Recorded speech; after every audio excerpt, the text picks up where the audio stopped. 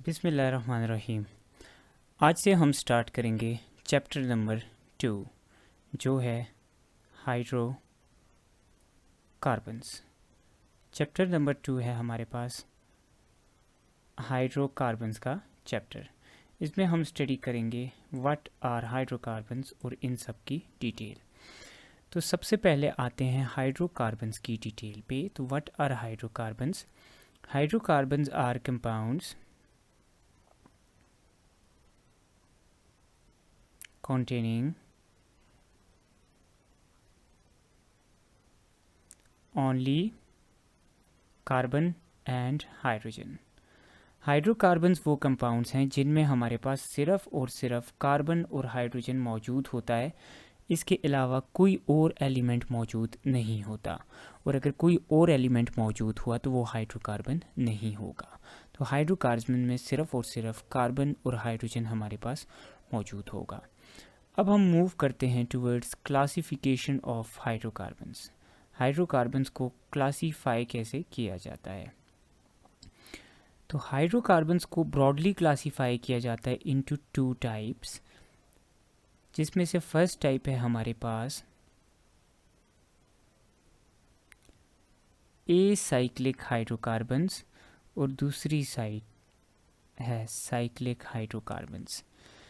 एक क्लासिफिकेशन है हमारे पास एसाइक्लिक, यानी वो जो ओपन चेन वाले होते हैं, एसाइक्लिक या ओपन चेन हाइड्रोकार्बन्स, और दूसरे हैं हमारे पास साइक्लिक या क्लोज्ड चेन हाइड्रोकार्बन्स। अब एसाइक्लिक वाले फर्दर डिवाइडेड हैं इनटू सैचुरेटेड एंड अनसैचुरेटेड, और साइक्लिक फर्दर डिवाइडेड है इनटू एलिसाइक्लिक एंड एरोमेटिक। तो एसाइक्लिक कंपाउंड्स में हमारे पास आ जाते हैं सैचुरेटेड और अनसैचुरेटेड। तो हमारे पास सैचुरेटेड में ओपन चेन में हमें पता है, ओपन चेन और सिंगल बॉन्ड वाले सैचुरेटेड हाइड्रोकार्बन्स में हमारे पास आते हैं अल्केन्स, और ओपन चेन में अनसैचुरेटेड यानी डबल और ट्रिपल बॉन्ड्स वाले हमारे पास आते हैं अल्कीन्स एंड अल्काइंस। एलिसाइक्लिक वो कंपाउंड्स हैं जो साइक्लिक एसाइक्लिक कंपाउंड्स की तरह हैं लेकिन साइक्लिक में हैं। लाइक हमारे पास ये अल्केन्स अल्कीन्स अल्काइंस की तरह हैं लेकिन साइक्लिक फॉर्म में। तो ये कौन से कंपाउंड्स हैं? Cycloalkanes, cycloalkenes and cycloalkynes.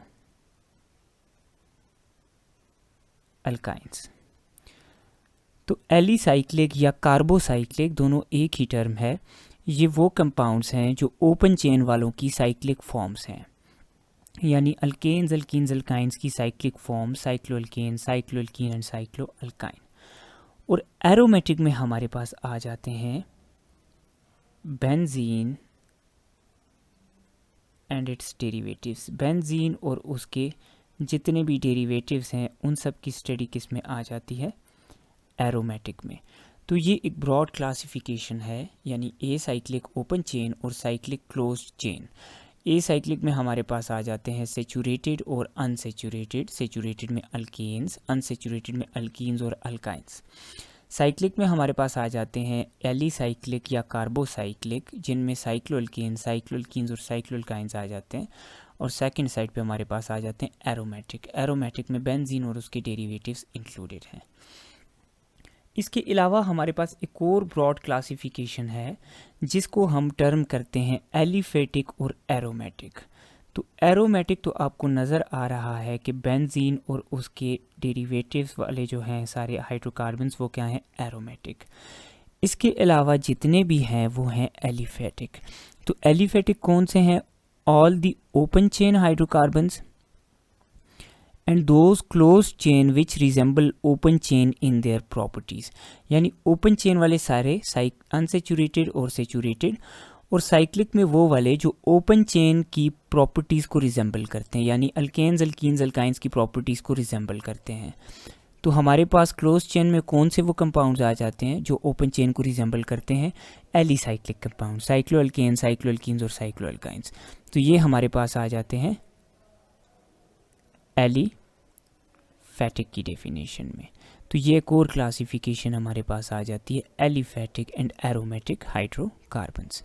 तो this is broad classification of hydrocarbons.